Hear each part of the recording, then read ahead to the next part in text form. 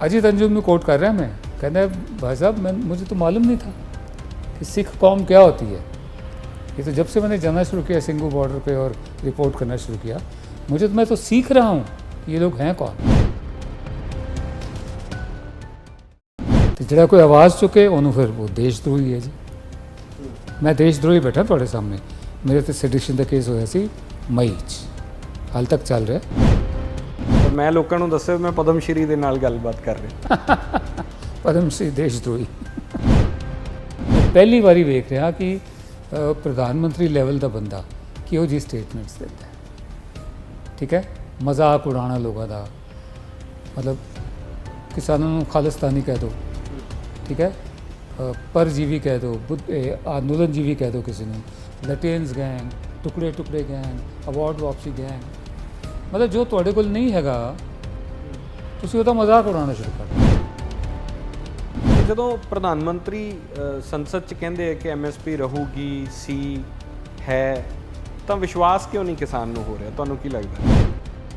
भाई मैं तो पहला सवाल मैं ये पूछे से अपने शो च, मैं कहा जी MSP थी है रहेगी तो कानून बना दो फिर। ऑपोजिशन है कितने, दिखी कितने समय। राहुल गांधी कभी कभी आके एक स्पीच कर दे, वरना ऑपोजिशन तो वो होंगी जी सड़कों पर उतरे। जो काम किसान कर रहे हैं ये ऑपोजिशन का काम है। अपने वर्कर्स नाल सड़कों पर उतरे, सारिਆਂ ਦੇ मतलब पेट भरे हुए ने। ਸਤਿ ਸ਼੍ਰੀ ਅਕਾਲ, ਮੈਂ ਹਾਂ ਸਿਮਰਨਜੋਤ ਸਿੰਘ ਮੱਕੜ। ਤੁਸੀਂ ਔਨ 에ਅਰ ਦੇਖ ਰਹੇ ਹੋ। ਦੇਸ਼ ਦੇ ਵਿੱਚ ਪੱਤਰਕਾਰਤਾ ਦਾ ਕ੍ਰਾਈਸਿਸ ਭਾਵੇਂ ਚੱਲ ਰਿਹਾ ਹੋਵੇ, ਪਰ ਕੁਝ ਐਸੇ ਨਾਮ ਨੇ ਜਿਨ੍ਹਾਂ ਨੇ ਸਾਡੀਆਂ ਆਸਾਂ ਨੂੰ ਹਮੇਸ਼ਾ ਜ਼ਿੰਦਾ ਰੱਖਿਆ। ਉਹਨਾਂ 'ਚੋਂ ਇੱਕ ਵੱਡਾ ਨਾਮ ਪਦਮ ਸ਼੍ਰੀ ਵਿਨੋਦ ਦੁਆ ਸਾਹਿਬ ਨੇ। ਕਿਸਾਨ ਐਜੀਟੇਸ਼ਨ ਤੇ ਬਹੁਤ ਸਾਰੇ ਲੋਕਾਂ ਦੀ ਆਪੋ ਆਪਣੀ ਰਾਏ ਰਹੀ ਹੈ। ਅੱਜ ਇਹਨਾਂ ਦੇ ਨਾਲ ਕਿਸਾਨ ਐਜੀਟੇਸ਼ਨ ਬਾਰੇ ਗੱਲਬਾਤ ਕਰਾਂਗੇ। ਸਵਾਗਤ ਹੈ ਦੁਆ ਸਾਹਿਬ, ਬਹੁਤ ਬਹੁਤ ਔਨ 에ਅਰ ਤੇ। ਬਹੁਤ ਸ਼ੁਕਰੀਆ ਮੈਨੂੰ ਇੱਥੇ ਲਿਆਉਣ ਲਈ, ਬਹੁਤ ਸ਼ੁਕਰੀਆ। ਤੁਹਾਡੀ ਆਬਜ਼ਰਵੇਸ਼ਨ ਕੀ ਹੈ ਹੁਣ ਤੱਕ ਦਾ ਐਜੀਟੇਸ਼ਨ? ਤੁਹਾਡੀ ਨਜ਼ਰ ਤੋਂ, ਤੁਹਾਡੀ ਅੱਖ ਤੋਂ ਦੇਖਣਾ ਹੋਵੇ ਤਾਂ ਉਹ ਕੀ ਹੋਊਗਾ? ਇਸ ਵਕਤ ਜਿਹੜਾ ਦੌਰ ਚੱਲ ਰਿਹਾ ਮੇਰੀ ਨਿਗਾਹ 'ਚ, ਉਹ ਇੱਕ ਖਾਮੋਸ਼ ਨਾਫਰਮਾਨੀ ਦਾ ਦੌਰ ਹੈ। ਜਿਵੇਂ ਆਜ਼ਾਦੀ ਦੀ ਜੰਗ ਵਿੱਚ ਸਿਵਲ ਡਿਸਓਬੀਡੀਐਂਸ ਹੋਇਆ ਸੀ ਨਾ, ਸਾਫ਼ ਦਿਖਦਾ ਸੀ। ਇਸ ਵਕਤ ਤਾਂ ਅੰਦਰ ਹੀ ਅੰਦਰ ਜਿਵੇਂ ਹੁੰਦਾ ਨਾ, ਇਹ ਖਾਮੋਸ਼ ਸਿਵਲ ਨਾਫਰਮਾਨੀ, ਸਿਵਲ ਡਿਸਓਬੀਡੀਐਂਸ ਚੱਲ ਰਹੀ ਹੈ। ਦੂਜੀ ਮੇਰੀ ਆਬਜ਼ਰਵੇਸ਼ਨ ਇਹ ਹੈਗੀ ਕਿ ਕਿਸਾਨ ਅੰਦੋਲਨ ਜਿਹੜਾ ਹੈਗਾ ਉਹ ਸ਼ਹਿਰਾਂ ਦੀ ਪਰਵਾਹ ਨਹੀਂ ਕਰ ਰਿਹਾ, ਖਾਸ ਕਰ ਦਿੱਲੀ ਦੀ ਵੀ। ਉਹ ਫੈਲਦਾ ਜਾ ਰਿਹਾ ਹੈ, ਪਿੰਡਾਂ 'ਚ ਫੈਲਦਾ ਜਾ ਰਿਹਾ ਹੈ। ਚਾਹੇ ਉਹ ਜਿਹੜੇ ਵੀ ਜਿੰਨੇ ਵੀ ਹੈਗੇ ਨੇ ਸਟੇਟ ਸਾਡੇ, ਮਹਾਪੰਚਾਇਤਾਂ ਹੋਣ, ਚਾਹੇ ਉਹ ਰੈਲੀਆਂ ਹੋਣ, ਪੰਜਾਬ ਵਿੱਚ ਜਗ੍ਹਾ ਜਗ੍ਹਾ 'ਤੇ ਹੋ ਰਿਹਾ ਹੈ, ਹਰਿਆਣੇ 'ਚ ਤੁਸੀਂ ਵੇਖੋ, ਯੂਪੀ 'ਚ ਵੀ ਹੋ ਰਿਹਾ ਹੈ, ਔਰ ਉੱਤਰਾਖੰਡ ਤੋਂ ਵੀ ਲੋਕ ਆ ਰਹੇ ਨੇ, ਕੇਰਲ ਤੋਂ ਵੀ ਆਏ ਨੇ। ਇਹ ਹੁਣ ਜਿਹੜਾ ਇਹ ਫੈਲਦਾ ਜਾ ਰਿਹਾ ਇੱਕ ਤਰ੍ਹਾਂ ਤੋਂ। ਮੈਨੂੰ ਇੱਕ ਗੱਲ ਯਾਦ ਆਉਂਦੀ ਕਿ 71 ਵਾਰ ਜਦੋਂ ਹੋਈ ਸੀ ਤੇ ਜਨਰਲ ਜੇਕਬ ਹੈਗੇ ਸੀ, ਉਹਨਾਂ ਨੇ ਆਪਣੀ ਕਿਤਾਬ ਹੈਗੀ ਉਹਨਾਂ ਦੀ ਸਰੈਂਡਰ ਐਟ ਢਾਕਾ, ਤੇ ਉਹਦੇ 'ਚ ਉਹਨਾਂ ਨੇ ਸ਼ਾਇਦ ਜ਼ਿਕਰ ਕੀਤਾ, ਸ਼ਾਇਦ ਉਹੀ ਕਿਤਾਬ ਹੈ ਜੇ ਮੈਨੂੰ ਮੇਰੀ ਯਾਦਾਸ਼ਤ ਠੀਕ ਹੈ, ਕਿ ਜਿਹੜੀ ਸਾਡੀ ਫੌਜ ਸੀ ਉਹਦੀ ਸਟ੍ਰੈਟਜੀ ਇਹ ਹੈਗੀ ਸੀ ਕਿ ਪਾਣੀ ਜਿਵੇਂ ਚੱਲਦਾ ਨਾ, ਵਿਚਕਾਰ ਜਿਹੜੇ ਉੱਚੇ ਟਿੱਬੇ ਆਣ ਜਾਂ ਆਈਲੈਂਡ ਜਾਂ ਟਾਪੂ ਆਣ, ਉਹਨਾਂ ਨੂੰ ਅਵੋਇਡ ਕਰਕੇ ਚੱਲਦਾ ਰਹਿੰਦਾ। ਅਤੇ ਸਟ੍ਰੈਟਜੀ ਇਹ ਹੈਗੀ ਸੀ ਕਿ ਜਿੰਨੇ ਵੀ ਸ਼ਹਿਰ ਹੈਗੇ ਨੇ ਜਿੱਥੇ ਕੈਂਟੋਨਮੈਂਟ ਹੈਗੇ ਨੇ, ਉਹਨਾਂ ਨੂੰ ਤੁਸੀਂ ਸਕਰਟ ਕਰਕੇ ਚੱਲੇ ਜਾਓ। ਕਬਜ਼ਾ ਕਰਨਾ ਤਾਂ ਸਿਰਫ ਇੱਕ ਜਗ੍ਹਾ 'ਤੇ ਕਰਨਾ, ਢਾਕਾ 'ਤੇ। ਉਹ ਸਾਈਕੋਲੋਜੀਕਲ ਮੈਸੇਜ ਜਾਏਗਾ। ਮੈਨੂੰ ਲੱਗ ਰਿਹਾ ਹੈ ਉਹ ਸਟੇਜ ਚੱਲ ਰਹੀ ਸਾਡੇ ਕਿਸਾਨ ਐਜੀਟੇਸ਼ਨ ਦੀ ਵੀ, ਕਿ ਤੁਸੀਂ ਇਹ ਸਟੇਟ ਕੈਪੀਟਲ ਜਿੰਨੀਆਂ ਹੈਗੀਆਂ ਨੇ, ਕੋਈ ਇਹਨਾਂ ਨੂੰ ਕਹਿਣ ਦਾ ਫਾਇਦਾ ਨਹੀਂ ਹੈ।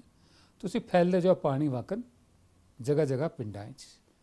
ਮਹਾਪੰਚਾਇਤਾਂ, ਲੋਕ ਇਕੱਠੇ ਹੋ ਰਹੇ, ਲੱਖਾਂ ਦੀ ਤਾਦਾਦ, ਇੱਕ ਤਾਦਾਦ 'ਚ ਇਕੱਠੇ ਹੋ ਰਹੇ। ਇਹ ਕੋਈ ਪੇਡ ਰੈਲੀਜ਼ ਨਹੀਂ ਹੈਗੀਆਂ ਇਲੈਕਸ਼ਨ ਦੀਆਂ, ਬਿਲਕੁਲ, ਜਿੱਥੇ ਬੱਸਾਂ ਭਰ ਕੇ ਲਿਆਉਣ। ਜਿਵੇਂ ਯੂਪੀ ਦੀ ਇਲੈਕਸ਼ਨ ਵਿੱਚ ਹੋਇਆ ਸੀ, ਇਲੈਕਸ਼ਨ ਯੂਪੀ 'ਚ ਹੋ ਰਿਹਾ, ਸਰਕਾਰ ਯੂਪੀ ਦੀ ਚੁਣਨੀ ਹੈ, ਲੋਕੀ ਮੱਧ ਪ੍ਰਦੇਸ਼ ਤੋਂ ਭਰ ਕੇ ਲਿਆ ਰਹੇ ਬੱਸਾਂ 'ਚ। ਮੈਨੂੰ ਇਹ ਲੱਗਦਾ ਹੈ ਕਿ ਖਾਮੋਸ਼ ਸਿਵਲ ਨਾਫਰਮਾਨੀ ਇਸ ਵਕਤ ਚੱਲ ਰਹੀ ਹੈ। ਤਾਂ ਜਿਵੇਂ ਤੁਸੀਂ ਕਿਹਾ ਕਿ ਉਦੋਂ ਢਾਕਾ ਅਲਟੀਮੇਟ ਡੈਸਟੀਨੇਸ਼ਨ ਸੀ, ਕਬਜ਼ਾ ਉੱਥੇ ਕਰਨਾ ਸੀ।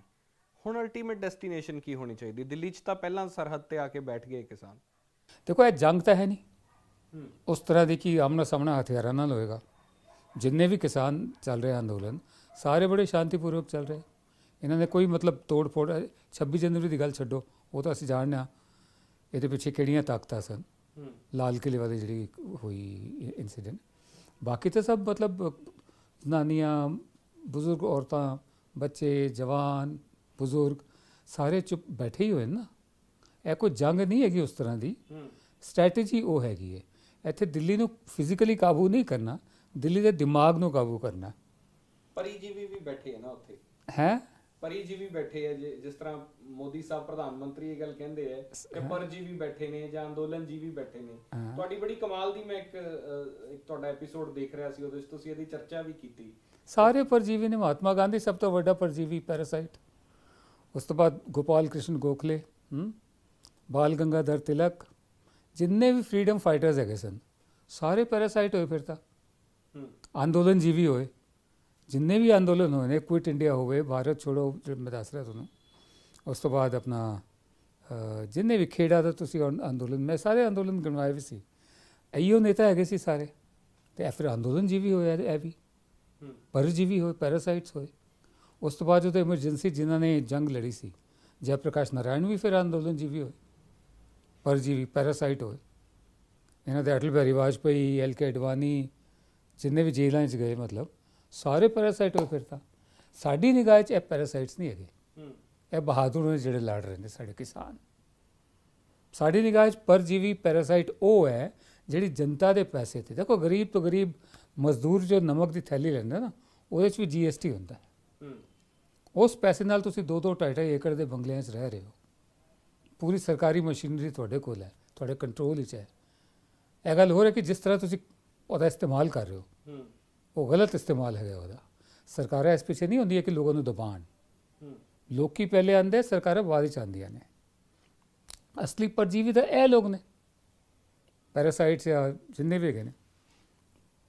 ਪੂਰਾ ਸਰਕਾਰੀ ਅਮਲਾ ਫੈਲਾ, ਬਿਊਰੋਕਰੇਸੀ, ਮਤਲਬ ਤੁਸੀਂ ਇੱਕ ਹਿਸਾਬ ਲਗਾਓ, ਜਿੰਨਾ ਪੈਸਾ ਇਹਨਾਂ 'ਤੇ ਖਰਚ ਹੁੰਦਾ ਹੈ, ਜਿੰਨੀ ਤਾਕਤ ਇਹਨਾਂ ਨੂੰ ਦਿੱਤੀ ਜਾਂਦੀ ਹੈ, ਉਹਦੇ ਮੁਤਾਬਿਕ ਇਹਨਾਂ ਦੀ ਪਰਫਾਰਮੈਂਸ ਹੈਗੀ ਹੈ ਕਿ ਸਾਨੂੰ ਨਹੀਂ ਲੱਗਦੀ।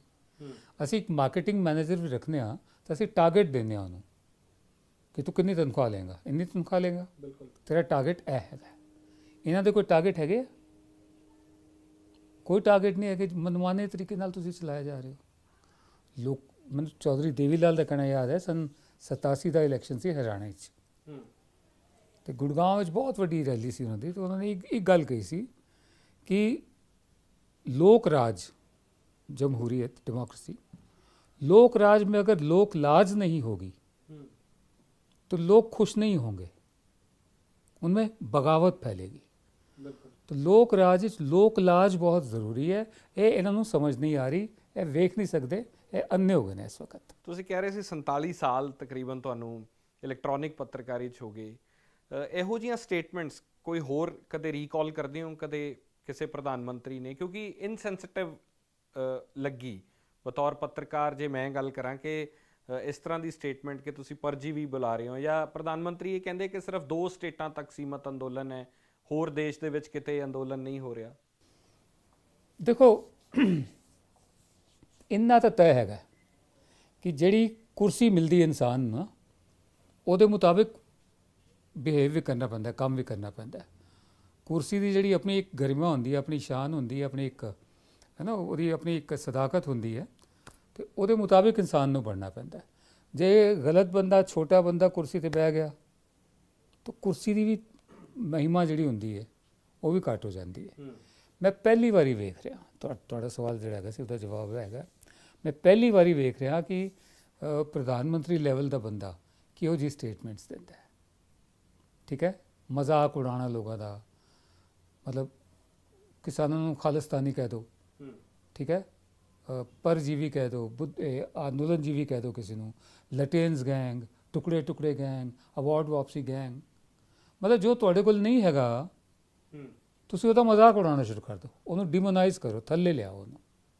ਬਿਲਕੁਲ ਉਸ ਤਰ੍ਹਾਂ ਕੁਛ ਲੋਕ ਹੁੰਦੇ ਨਾ, ਮਤਲਬ ਜਿਵੇਂ ਕਲਾਸੀਕਲ ਮਿਊਜ਼ਿਕ ਹੈਗਾ, ਬਹੁਤ ਸਾਰੇ ਲੋਕਾਂ ਨੂੰ ਤਮੀਜ਼ ਨਹੀਂ ਹੁੰਦੀ ਕਿ ਇਹਨੂੰ ਐਪਰੀਸ਼ੀਏਟ ਕਿਵੇਂ ਕਰੀਏ ਜੀ, ਤਾਂ ਮਜ਼ਾਕ ਉਡਾਉਣਾ ਸ਼ੁਰੂ ਕਰ ਦਿੰਦੇ ਕਿ ਇਹੋ ਜਿਹੀ ਆਵਾਜ਼ ਤਾਂ ਸਾਡਾ ਨਿੱਕਾ ਮੌਂਟੂ ਵੀ ਕੱਢ ਲੈਂਦਾ, ਗਰਾਰੇ ਕਰਨ ਵਾਲੀ ਆਵਾਜ਼। ਜੋ ਤੁਹਾਡੇ ਕੋਲ ਨਹੀਂ ਹੈਗਾ, ਜੋ ਤੁਹਾਨੂੰ ਸਮਝ ਨਹੀਂ ਆਉਂਦਾ, ਹਾਂ, ਉਹਦਾ ਮਜ਼ਾਕ ਉਡਾਉਣਾ ਸ਼ੁਰੂ ਕਰ ਦਿਓ। ਮੈਂ ਇੰਨਾ ਛੋਟਾਪਣ ਪਹਿਲੇ ਕਿਸੇ ਪ੍ਰਧਾਨ ਮੰਤਰੀ 'ਚ ਨਹੀਂ ਵੇਖਿਆ। ਹਮੇਸ਼ਾ ਟਰਾਂਸਫਰ ਆਫ ਪਾਵਰ ਸਾਡੇ ਇੱਥੇ ਸਮੂਥ ਰਹੀ ਹੈ। ਹੋਰ ਤਾਂ ਹੋਰ ਜਿਹੜੇ ਆਪੋਜੀਸ਼ਨ ਦੇ ਵੀ ਪ੍ਰਾਈਮ ਮਿਨਿਸਟਰ ਬਣੇ ਨੇ, ਕਾਂਗਰਸ ਦੀ ਆਪੋਜੀਸ਼ਨ ਦੇ, ਪਹਿਲੇ ਸੀ ਆਪਣਾ ਮੋਰਾਰਜੀ ਦੇਸਾਈ, ਉਸ ਤੋਂ ਬਾਅਦ ਚੌਧਰੀ ਚਰਨ ਸਿੰਘ, ਜੀ ਫਿਰ ਉਸ ਤੋਂ ਬਾਅਦ ਆਏ ਵੀਪੀ ਸਿੰਘ, ਚੰਦਰ ਸ਼ੇਖਰ ਦਾ ਸਪੋਰਟਡ ਬਾਈ ਕਾਂਗਰਸ ਸੀ, 4 ਮਹੀਨੇ ਲਈ ਆਇਆ ਸੀ।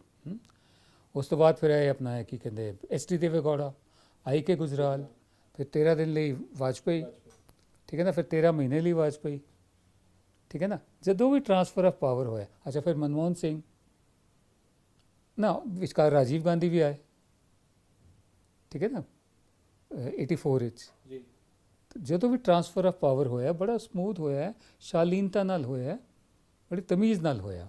ਔਰ ਜਿਹੜਾ ਵੀ ਸਟੈਂਡਰਡ ਰਿਹਾ ਹੈ, ਜਿਹਨੂੰ ਅਸੀਂ ਪਬਲਿਕ ਡਿਸਕੋਰਸ ਕਹਿੰਦੇ ਹਾਂ, ਉਹਦਾ ਸਟੈਂਡਰਡ ਹਮੇਸ਼ਾ ਉੱਚਾ ਰਿਹਾ। ਬਦਤਮੀਜ਼ੀ, ਗਾਲੀ ਗਲੌਜ, ਟ੍ਰੋਲਿੰਗ, ਇਹ ਪਹਿਲੀ ਵਾਰੀ ਅਸੀਂ ਵੇਖ ਰਹੇ ਹਾਂ। ਇੱਕਦਮ ਇਸ ਲੈਵਲ ਤੇ ਥੱਲੇ ਦੇ ਲੈਵਲ ਤੇ ਲੈ ਆਏ ਨੇ।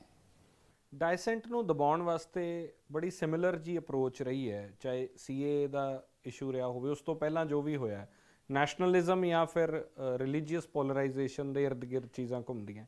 ਤੁਹਾਨੂੰ ਲੱਗਦਾ ਇਸ ਵਾਰ ਉਹ ਕਾਮਯਾਬ ਨਹੀਂ ਹੋ ਸਕਿਆ? ਇੱਕ ਤਾਂ ਪੁਰਾਣੀ ਕਹਾਵਤ ਹੈ ਨਾ, ਕਾਟ ਕੀ ਹਾਂਡੀ ਬਾਰ-ਬਾਰ ਨਹੀਂ ਚੜ੍ਹਦੀ। ਜੀ ਹੁਣ ਤੁਸੀਂ ਹਰ ਜਗ੍ਹਾ ਤੇ ਤੁਸੀਂ ਨੈਸ਼ਨਲਿਜ਼ਮ, ਰਿਲੀਜਨ, ਇਮੋਸ਼ਨ ਔਰ ਮਤਲਬ ਇਹੋ ਜਿਹੀ ਸਪੀਚਿਸ ਜਿਹਦੇ ਗਿਆਨ ਘੱਟ ਹੈ, ਪਰਫਾਰਮੈਂਸ ਜ਼ਿਆਦਾ ਹੈ ਨਾ, ਥੀਏਟਰਿਕਸ ਜ਼ਿਆਦਾ ਨੇ, ਉਹ ਬਾਰ-ਬਾਰ ਨਹੀਂ ਚੱਲ ਸਕਦੀ। ਲੋਕਾਂ ਨੂੰ ਸਮਝ ਆਇਆ ਹੈ, ਔਰ ਬੜੀ ਅਫਸੋਸ ਦੀ ਗੱਲ ਹੈ, ਦੇਰ ਨਾਲ ਸਮਝ ਆ ਰਿਹਾ, ਲੇਕਿਨ ਆ ਰਿਹਾ ਹੈ ਬਿਕੋਜ਼ ਆਫ ਮਤਲਬ ਇਹ ਕਿ ਉਹਨਾਂ ਦੇ ਆਪਣੇ ਜੇਬ 'ਤੇ ਹਮਲਾ ਹੋ ਰਿਹਾ, ਆਪਣੇ ਘਰਾਂ ਤੱਕ ਗੱਲ ਆ ਗਈ ਹੈ, ਦਹਿਲੀਜ਼ ਤੱਕ, ਠੀਕ ਹੈ ਨਾ। ਹੁਣ ਤੁਸੀਂ ਨੋਟਬੰਦੀ ਕੀਤੀ, ਹੁਣ ਸਮਝ ਆ ਰਿਹਾ ਲੋਕਾਂ ਨੂੰ ਨੋਟਬੰਦੀ ਦਾ ਕੀ ਹੋਇਆ। GST ਤੁਸੀਂ ਲੈ ਕੇ ਆਏ, ਫਾਲਟੀ GST, ਠੀਕ ਹੈ। ਉਸ ਤੋਂ ਬਾਅਦ ਲੋਕਡਾਊਨ ਤੁਸੀਂ ਲਗਾਇਆ, 4 ਘੰਟੇ ਦੇ ਨੋਟਿਸ ਤੇ ਲੋਕਡਾਊਨ। ਇਹ ਕੋਈ ਇੱਥੇ ਸੀਕ੍ਰੇਸੀ ਵਰਤ ਨਹੀਂ ਸੀ, ਲੋਕਾਂ ਨੂੰ ਟਾਈਮ ਤਾਂ ਦਿੰਦੇ ਤਿਆਰੀ ਦਾ। ਲੋਕਡਾਊਨ ਦੀ ਵਜ੍ਹਾ ਨਾਲ ਕਰੋੜੋਂ ਦੇ ਕਰੀਬ ਲੋਕ, ਲੱਖਾਂ ਕ੍ਰਾਸ ਕਰਕੇ ਪੈਦਲ ਜਾ ਰਹੇ ਨੇ, ਬਜ਼ੁਰਗ ਔਰਤਾਂ, ਨੌਜਵਾਨ ਔਰਤਾਂ, ਨਿੱਕੇ ਬੱਚੇ ਪੈਦਲ ਜਾ ਰਹੇ ਨੇ। ਤੁਸੀਂ ਗੱਡੀਆਂ ਨਹੀਂ ਚਲਾ ਰਹੇ ਉਹਨਾਂ ਲਈ। ਇਹ ਤਾਂ ਲੰਗਰ ਲਗੇ, ਜਗ੍ਹਾ ਜਗ੍ਹਾ ਭੰਡਾਰੇ ਲਗੇ, ਬਿਲਕੁਲ ਉਹਨਾਂ ਨੂੰ ਕੁਛ ਨਾ ਕੁਛ ਮਿਲਦਾ ਗਿਆ। ਸਰਕਾਰਾਂ ਇਸ ਤਰ੍ਹਾਂ ਚੱਲਦੀਆਂ ਨੇ। ਸਰਕਾਰਾਂ ਨੂੰ ਹਮਦਰਦ ਹੋਣਾ ਪੈਂਦਾ ਜਨਤਾ ਦਾ, ਔਰ ਸਰਕਾਰਾਂ ਦਾ ਕੰਮ ਇਹ ਨਹੀਂ ਹੁੰਦਾ ਕਿ ਉਹਨੂੰ ਦਬਾਏ, ਬਲਕਿ ਉਹਨਾਂ ਦਾ ਹੌਸਲਾ ਵਧਾਏ। ਦੇਖੋ ਮੈਂ ਤੁਹਾਨੂੰ ਇੱਕ ਗੱਲ ਦੱਸਾਂ, ਇਹ ਮੇਰਾ ਫੋਨ ਹੈਗਾ, ਜੀ ਮੇਰਾ ਇੱਕ ਸਰਵਿਸ ਪ੍ਰੋਵਾਈਡਰ ਹੈ, ਇਹਦੇ ਕੰਪੀਟੀਟਰ ਵੀ ਹੈਗੇ ਸਨ, ਮਤਲਬ ਏਅਰਟੈਲ ਹੈ, ਵੋਡਾਫੋਨ ਹੈ, ਇਹ ਉਹ ਸਾਰੇ ਨਾ ਮਤਲਬ ਕੰਪੀਟੀਟਰ ਵੀ ਹੈਗੇ ਸਨ। ਸਾਰਿਆਂ ਨੇ ਆਪਣੇ ਆਪਣੇ ਪੈਕੇਜ ਮੈਨੂੰ ਵਿਖਾਏ। ਮੈਂ ਏਅਰਟੈਲ ਦਾ ਪੈਕੇਜ ਚੁਣਿਆ ਜੀ, ਠੀਕ ਹੈ। ਇਹਦਾ ਮਤਲਬ ਉਹ ਮੇਰਾ ਸਰਵਿਸ ਪ੍ਰੋਵਾਈਡਰ ਹੈ, ਮੈਂ ਉਹਦੇ 'ਤੇ ਯਕੀਨ ਕੀਤਾ ਹੈ। ਸਰਕਾਰਾਂ ਵੀ ਇੱਕਦਮ ਸਰਵਿਸ ਪ੍ਰੋਵਾਈਡਰ ਹੁੰਦੀਆਂ ਔਰ ਕੁਛ ਨਹੀਂ ਹੁੰਦੀਆਂ।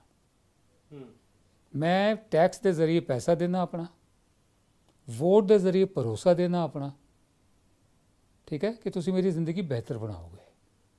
ਇਹ ਨਹੀਂ ਕਿ ਤੁਸੀਂ ਹੋਰ ਨਰਕ ਕਰ ਦੋਗੇ ਮੇਰੀ ਜ਼ਿੰਦਗੀ ਦਾ। ਸਰਕਾਰਾਂ ਦਾ ਜਿਹੜਾ ਪੈਕੇਜ ਹੁੰਦਾ ਹੈ ਉਹ ਮੈਨੀਫੈਸਟੋ ਦੀ ਸ਼ਕਲ 'ਚ ਹੁੰਦਾ ਹੈ। ਕਾਂਗਰਸ ਦਾ ਵੀ ਹੋਏਗਾ, BJP ਦਾ ਵੀ ਹੋਏਗਾ, ਸਭ ਦਾ ਹੋਏਗਾ, ਆਮ ਆਦਮੀ ਪਾਰਟੀ ਦਾ ਵੀ। ਮੈਂ ਪੜ੍ਹਾਂਗਾ ਸਾਰੇ ਮੈਨੀਫੈਸਟੋ, ਅੱਛਾ ਵੀ ਮੈਨੂੰ ਇਹ ਪੈਕੇਜ ਚੰਗਾ ਲੱਗਦਾ ਹੈ BJP ਵਾਲਾ, तो मैं अपना भरोसा दे रहा, ट्रस्ट दे रहा, है वोट मेरा, ते आ लो पैसे मेरे तो टैक्स, मेरी ज़िंदगी बेहतर बनाओ। इत्थे एकदम ही उल्टा हो रहा है। लॉकडाउन विच मतलब कोई मदद नहीं। हाँ अच्छा, फिर लॉकडाउन तो बाद अपना की कहते हैं जो कोविड आया सी, जनवरी च आया सी पहला केस, 30 जनवरी ਨੂੰ ਤੁਸੀਂ फरवरी सारी लगाती हो केम छो ट्रंप करने च। That was the time when thousands of people came from all over the world and just merged and mingled with the local population. We don't know who all were they, were they carriers or not. ਸਾਨੂੰ ਨਹੀਂ ਪਤਾ ਕਿ ਮਤਲਬ ਹਾਂ ਤੁਸੀਂ ਵਕਤ ਤੇ ਖੜੇ ਹੁੰਦੇ ਨਹੀਂ, ਬਾਅਦ ਵਿੱਚ ਲੇਟ ਐਕਸ਼ਨ ਲੈਂਦੇ ਹੋ, ਫਿਰ ਉਹਨੂੰ ਵੀ ਨਾ ਆਪਣੀ ਕੁਆਲੀਫਿਕੇਸ਼ਨ ਬਣਾਉਂਦੇ ਹੋ। ਹੁਣ ਸੀਰਮ ਇੰਸਟੀਚਿਊਟ ਨੇ ਬਣਾਇਆ ਵੀ ਸਿੱਧਾ ਸਾਦਾ, ਸਾਲਾਂ ਸਾਲ ਤੋਂ ਬਣਾਉਂਦੇ ਆ ਰਹੇ ਨੇ, ਤੁਸੀਂ ਕਿਉਂ ਕ੍ਰੈਡਿਟ ਲੈ ਰਹੇ ਹੋ? ਬਿਲਕੁਲ। ਜੇ ਬ੍ਰਾਜ਼ੀਲ ਜਾ ਰਹੀਆਂ ਨੇ ਜਾਂ ਮੈਕਸੀਕੋ ਜਾ ਰਹੀਆਂ ਨੇ ਵੈਕਸੀਨਸ, ਤੇ ਸੀਰਮ ਵਾਲੇ ਫ੍ਰੀ ਥੋੜ੍ਹੀ ਦੇ ਰਹੇ ਨੇ, ਉਹਨਾਂ ਦੇ ਤਾਂ ਸਰਕਾਰਾਂ ਨਾਲ ਵੀ ਕੰਟਰੈਕਟ ਹੈਗੇ ਨੇ ਪੂਰੀ ਦੁਨੀਆ 'ਚ, ਪ੍ਰਾਈਵੇਟ ਕੰਪਨੀਆਂ ਨਾਲ ਵੀ ਹੈਗੇ ਨੇ। ਇਹਦੇ ਪੈਸੇ ਕੌਣ ਦੇ ਰਿਹਾ ਪਹਿਲਾਂ ਮੈਨੂੰ ਦੱਸੋ? ਪੈਸੇ ਤਾਂ ਹੋਣਗੇ ਨਾ ਇਨਵੋਲਵਡ। ਬਿਲਕੁਲ। ਸਰਕਾਰ ਤਾਂ ਨਹੀਂ ਦੇ ਰਹੀ ਮੇਰੇ ਖਿਆਲ, ਜਾਂ ਦੇ ਰਹੀ ਹੈ? ਸਰਕਾਰ ਫੈਸਿਲੀਟੇਟ ਕਰ ਰਹੀ ਹੈ ਕਿ ਪ੍ਰਾਇੋਰਿਟੀ ਇਹਨਾਂ ਨੂੰ ਦੇ ਦਿਓ, ਤੇ ਲੈ ਦੇ ਕੇ ਸਾਰਾ ਮੈਸ ਜਿਹੜਾ ਹੋਇਆ ਨਾ ਗਵਰਨੈਂਸ ਦਾ, ਕਿ ਕੰਮ ਕਰਨਾ ਆਂਦਾ ਨਹੀਂ ਹੈ। ਉਹ ਜ਼ਾਹਿਰ ਹੋ ਗਿਆ, ਲੋਕਾਂ ਨੂੰ ਹੁਣ ਸਮਝ ਆ ਰਿਹਾ ਜਦੋਂ ਬਜਟ ਘੱਟ ਹੋ ਰਹੇ ਨੇ, ਲੋਕਾਂ ਦੇ ਘਰਾਂ ਦੇ ਬਜਟ ਘੱਟ ਹੋ ਰਹੇ ਨੇ, ਖਰਚੇ ਘੱਟ ਹੋ ਰਹੇ ਨੇ, ਨੌਕਰੀਆਂ ਚਲੀਆਂ ਗਈਆਂ, ਇੰਨੇ ਸਾਰੇ ਬਿਜ਼ਨਸ ਬੰਦ ਹੋ ਗਏ। ਸਾਰੇ ਗਵਾਂਢੀ ਮੁਲਕ ਜਿੰਨੇ ਹੈਗੇ ਨੇ, ਰਿਸ਼ਤੇ ਵੇਖ ਲਓ ਕਿਹੋ ਜਿਹੇ ਰਿਸ਼ਤੇ ਨੇ ਸਾਡੇ। ਤੇ ਜਿਹੜਾ ਕੋਈ ਆਵਾਜ਼ ਚੁੱਕੇ ਉਹਨੂੰ ਫਿਰ ਉਹ ਦੇਸ਼ ਦਰੋਹੀ ਹੈ ਜੀ। ਮੈਂ ਦੇਸ਼ ਦਰੋਹੀ ਬੈਠਾ ਤੁਹਾਡੇ ਸਾਹਮਣੇ। ਮੇਰੇ ਤੇ ਸੈਡੀਸ਼ਨ ਦਾ ਕੇਸ ਹੋਇਆ ਸੀ ਮਈ 'ਚ, ਹਾਲ ਤੱਕ ਚੱਲ ਰਿਹਾ, ਜਜਮੈਂਟ ਰਿਜ਼ਰਵਡ ਹੈ। ਹੋਰ ਜਰਨਲਿਸਟਾਂ 'ਤੇ ਵੀ ਹੋਇਆ ਹੁਣੇ ਹਾਲ ਵਿੱਚ ਹੀ, ਇਹ ਮਨਾਲ ਪਾਂਡੇ, ਰਾਜਦੀਪ ਵਗੈਰਾ 'ਤੇ। ਪਰ ਮੈਂ ਲੋਕਾਂ ਨੂੰ ਦੱਸਿਆ ਮੈਂ ਪਦਮ ਸ਼੍ਰੀ ਦੇ ਨਾਲ ਗੱਲਬਾਤ ਕਰ ਰਿਹਾ। ਪਦਮ ਸ਼੍ਰੀ ਦੇਸ਼ ਦਰੋਹੀ। ਪਰ ਇਸ ਐਜੀਟੇਸ਼ਨ ਤੇ ਵਾਪਸ ਆਉਣਾ, ਐਜੀਟੇਸ਼ਨ ਦੇ ਵਿੱਚੋਂ ਪੰਜਾਬ ਹਰਿਆਣਾ ਨੂੰ ਜੇ ਮੈਂ ਮੰਨਫੀ ਕਰਦਾ, ਜੇ ਕੱਢ ਦਿੰਨਾ, ਤਾਂ ਫਿਰ ਤੁਸੀਂ ਐਜੀਟੇਸ਼ਨ ਦੀ ਕਿਸਮਤ, ਐਜੀਟੇਸ਼ਨ ਦਾ ਫੇਟ ਕੀ ਦੇਖਦੇ ਹੋ? ਕਿ ਇੱਥੋਂ ਤੱਕ ਹੀ ਸੀਮਤ ਹੈ ਇਹ? ਦੇਖੋ, ਪਹਿਲੀ ਗੱਲ ਤਾਂ ਇਹ ਐਜ਼ੰਪਸ਼ਨ ਤੁਹਾਡੀ ਹੈਗੀ ਕਿ ਪੰਜਾਬ ਹਰਿਆਣਾ ਨੂੰ ਕੱਢ ਦਿੰਦੇ ਆ। ਪੰਜਾਬ ਹਰਿਆਣਾ ਨੂੰ ਜੇ ਕੱਢ ਦਿੱਤਾ ਤਾਂ ਅਸਲੀ ਜਾਨ ਤਾਂ ਚਲੀ ਗਈ ਨਾ ਫਿਰ। ਬਾਕੀ ਅਸਲੀ ਜਾਨ ਤਾਂ ਉਸ ਤੋਂ ਬਾਅਦ ਇਹ ਵੈਸਟਰਨ ਯੂਪੀ ਦੀ ਹੈ, ਰਾਕੇਸ਼ ਟਿਕੈਤ ਵਗੈਰਾ, ਹੈ ਨਾ। ਤੇ ਜਿਹੜੀ ਲੀਡ ਲਿੱਤੀ ਪੰਜਾਬ ਨੇ ਲਿੱਤੀ ਹੈ, ਉਸ ਤੋਂ ਬਾਅਦ ਹਰਿਆਣਾ ਆਇਆ ਨਾਲ, ਠੀਕ ਹੈ, ਉਸ ਨਾਲ ਫਿਰ ਵੈਸਟਰਨ ਯੂਪੀ ਆ ਗਿਆ, ਆਪਣਾ ਰਾਕੇਸ਼ ਟਿਕੈਤ ਵਾਲਾ, ਉੱਤਰਾਖੰਡ ਵਾਲੇ ਆ ਗਏ। ਇਹਦੀ ਵਜ੍ਹਾ ਕੀ ਹੈ? ਇਹ ਤਾਂ ਕੋਸ਼ਿਸ਼ ਹੈ ਨਾ ਇਹਨਾਂ ਦੀ ਕਿ ਇਹ ਸਿੱਖਾਂ ਦਾ ਹੈ ਜੀ, ਇਹ ਸਿਰਫ ਪੰਜਾਬੀਆਂ ਦਾ ਹੈ ਜੀ। ਤੁਹਾਨੂੰ ਲੱਗਦਾ ਸਿਰਫ? ਬਿਲਕੁਲ ਨਹੀਂ, ਬਿਲਕੁਲ। ਮੈਂ ਤਾਂ ਕਹਿ ਰਿਹਾ ਨਾ, ਕਿਸਾਨ ਦੀ ਜ਼ਾਤ, ਕਿਸਾਨ ਦਾ ਧਰਮ ਕਿਸਾਨੀ ਹੈ ਸਿਰਫ। ਚੋਟ ਤਾਂ ਸਾਰਿਆਂ ਨੂੰ ਬਰਾਬਰ ਪਹੁੰਚੇਗੀ ਨਾ। MSP ਕੀ ਹੈ? MSP ਗਾਰੰਟੀ ਹੈ ਨਾ ਸਿਰਫ ਕਿ ਇੰਨਾ ਮਿਨੀਮਮ ਪ੍ਰਾਈਸ ਹੈ। MSP ਇਹ ਤਾਂ ਨਹੀਂ ਕਹਿੰਦਾ ਕਿ ਸਰਕਾਰ ਖਰੀਦੇਗੀ ਵੀ। ਇਹ ਤਾਂ ਇੱਕ ਪ੍ਰੋਟੈਕਟਿਵ ਸ਼ੀਲਡ ਹੈਗੀ ਹੈ ਕਿ ਭਈ ਇਸ ਤੋਂ ਘੱਟ ਨਹੀਂ ਵੇਚਣਾ ਤੁਸੀਂ। ਇਹਦਾ ਮਤਲਬ ਇਹ ਨਹੀਂ ਕਿ ਸਰਕਾਰ ਹੀ ਚੁੱਕੇਗੀ ਸਾਰਾ, ਇਹ ਕਮਿਟਮੈਂਟ ਕਿੱਥੇ ਨਹੀਂ ਹੈਗੀ। ਤੁਸੀਂ ਉਹ ਸ਼ੀਲਡ ਨੂੰ ਵੀ ਹਟਾ ਦਿੱਤਾ। ਹਾਂ, ਐਸੈਂਸ਼ੀਅਲ ਕਮੋਡਿਟੀਜ਼ ਐਕਟ ਨੂੰ ਤੁਸੀਂ ਚੇਂਜ ਕਰਕੇ ਇੰਨੀ ਜ਼ਿਆਦਾ ਸਟੋਰੇਜ ਦੀ ਤੁਸੀਂ ਮਤਲਬ ਅਲਾਓ ਕਰਤਾ। ਜਿਹੜੇ ਵੱਡੇ ਵੱਡੇ ਹੁਣ ਹੈਗੇ ਨੇ, ਹਮ ਦੋ ਹਮਾਰੇ ਦੋ ਕਹਿ ਰਹੇ ਸੀ ਰਾਹੁਲ ਗਾਂਧੀ, ਅਡਾਨੀ ਨੇ ਤਾਂ ਇਹਨੇ ਵੱਡੇ ਵੱਡੇ ਸਾਈਲੋਜ਼ ਬਣਾ ਹੀ ਰੱਖੇ ਪਹਿਲੇ, ਹਿਮਾਚਲ ਵਿੱਚ ਵੀ ਤੇ ਪੰਜਾਬ ਵਿੱਚ ਵੀ, ਹੈ ਨਾ। ਹੁਣ ਤੁਸੀਂ ਕੋਈ ਲਿਮਿਟ ਤਾਂ ਹੈ ਨਹੀਂ ਸਟੋਰੇਜ 'ਤੇ। ਉਹ ਛੋਟਾ ਕਿਸਾਨ ਤਾਂ, ਛੋਟਾ ਤਾਂ ਜਿਹੜਾ ਹੈਗਾ ਵਪਾਰੀ, ਉਹ ਤਾਂ ਬਾਹਰ ਹੀ ਹੋ ਗਿਆ ਇੱਕਦਮ।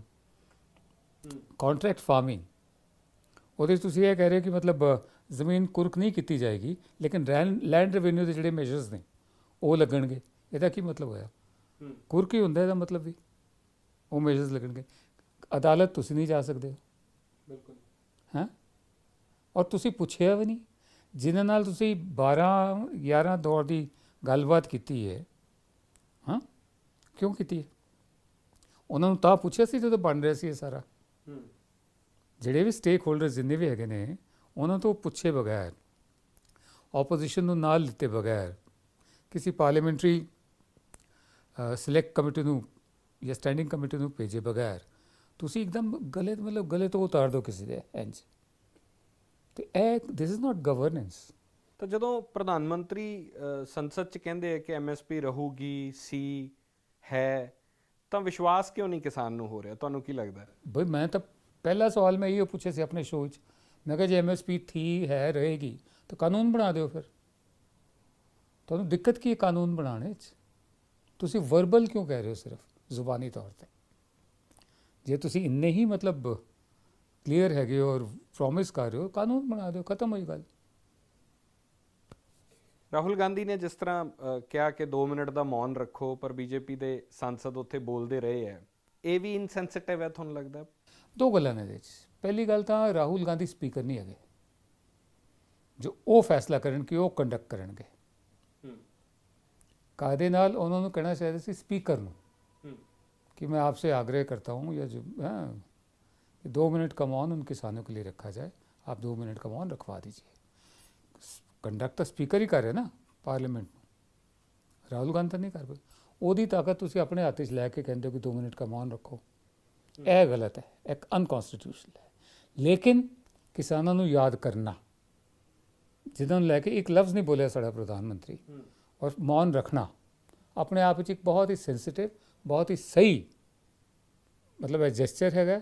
ਔਰ ਇੱਕ ਮੈਂ ਕੀ ਕਹਾਂ, ਜੈਸਚਰ ਤੋਂ ਵੀ ਅੱਗੇ ਵੱਧ ਕੇ ਹੈਗਾ, ਮਤਲਬ ਇੱਕ ਮੈਸੇਜ ਹੈਗਾ, ਸੰਦੇਸ਼ ਹੈਗਾ ਪੂਰਾ। ਸੋ ਉਮੀਦ ਹੈ ਕਿ ਇਹ ਇਤਿਹਾਸ ਹੁੰਦੇ, ਇਹ ਵੀ ਇੱਕ ਇਤਿਹਾਸ ਹੈ ਜ਼ਿੰਦਗੀ ਦੇ ਵਿੱਚ ਕਿ ਵਿਨੋਦ ਦੂਆ ਸਾਹਿਬ ਜਦੋਂ ਪੰਜਾਬ ਦੀ ਗੱਲ ਕਰ ਰਹੇ ਹੈ ਜਾਂ ਕਿਸਾਨ ਐਜੀਟੇਸ਼ਨ ਦੇ ਉੱਤੇ ਆਪਣੀ ਰਾਏ ਰੱਖ ਰਹੇ ਹੈ, ਇਸ ਪ੍ਰੋਗਰਾਮ 'ਚ ਇੰਨਾ ਹੀ। ਧੰਨਵਾਦ।